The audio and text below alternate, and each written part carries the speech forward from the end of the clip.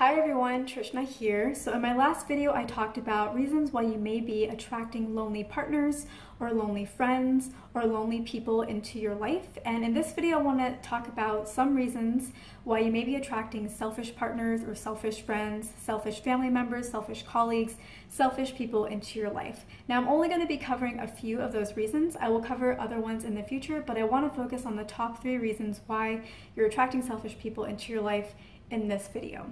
Now, before we get into those 3 reasons, I want to bring up one thing that you need to understand before we can talk about those 3 reasons. And that is the reason why you're attracting selfish people is because you are being overly selfless.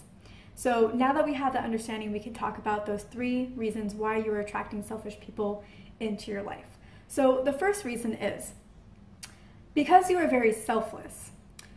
You probably have a belief within you that says, it's wrong for me to focus on my needs. It's wrong for me to think of myself or to think of myself first.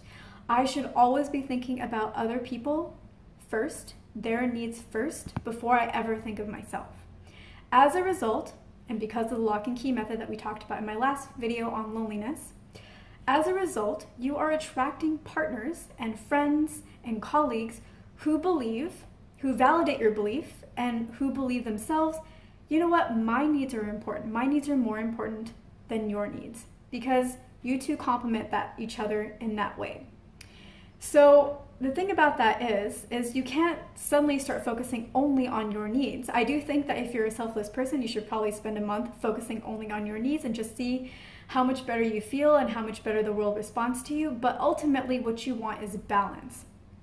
The reason why they are coming to you and thinking only their needs are important is because you're out of balance and thinking that also their needs are more important than yours. So you need to find that balance, that your needs are equally as important as your partner's needs first, and then you will be able to attract partners who feel the same way as well and who come to you thinking that your needs and their needs are equal and the two of you can actually work together collaboratively versus it always being about your partner. Selfishness and thinking of our own needs, again, in balance is actually really important.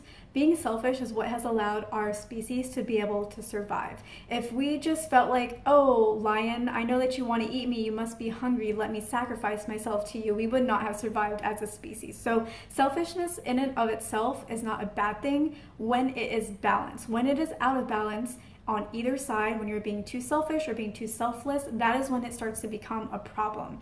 And so if you are selfless, you don't really understand that balance. Somebody has put some kind of belief within you. Somehow you have taken on the belief that you are not worthy. So if you are selfless, primarily, you probably deal with a lot of self-worth issues. You feel like you are not good enough, you are not worthy enough, and so you attract partners who, again, enforce your beliefs. They show you, or they act like you are not worthy. They're the only ones that are worthy. So that is another reason why you are attracting selfish people. It's because you have some self-worth issues and you don't really understand that being selfish is actually important to survival. It is what has allowed our species to be able to thrive and survive. Again, within balance, it's really important. Like, selflessness is also really important. We evolved to have selflessness as well, so it's equally as important to selfishness, but again, it's equally as important, and it's really important that you have that balance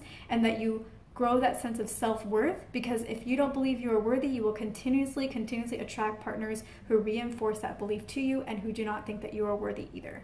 And the final one that I want to mention is if you are a selfless person, which if you're attracting selfish partners, then that is probably who you are a very selfless person, then you probably have a belief that says you have to give in order to get. And if you get, you must give. So basically what this is saying is if you want to get love from your partner, if you want them to be kind to you, you feel like you have to do a million things. You have to be there for this, be there for that, be doing acts of service, giving them surprises, doing everything in the relationship in order to get just a little bit of love and affection from them in return. And Then the flip side is when they actually give you something, when they actually show you kindness and love, you probably feel like, oh my gosh, this is too good. Like, I need to do all these things to even the score. I need to do all of these things to give back so that like there is balance. When really sometimes you need to just be able to accept. If you have this belief that you need to give in order to get, and that when you get, you have to make up for it in some way, you're going to continuously attract partners who basically feel like nothing you ever do is enough. You always need to be giving to be getting from them. They're always going to want something from you before they'll give anything to you. Or when you give them something, they will always expect something in return. So that is, again, how the lock and key, how the two energies complement each other. So those are the 3 top reasons why you are likely attracting selfish partners.